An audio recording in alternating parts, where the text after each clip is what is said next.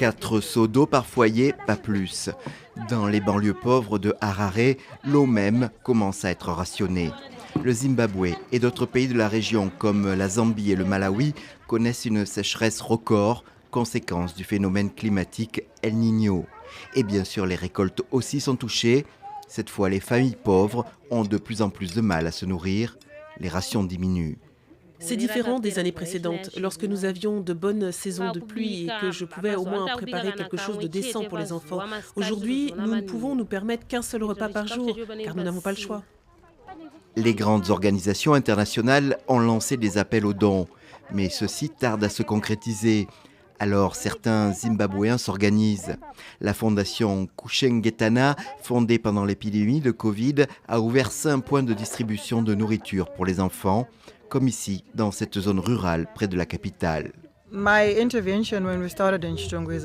Lorsque nous avons commencé, mon action s'inscrivait dans une perspective maternelle.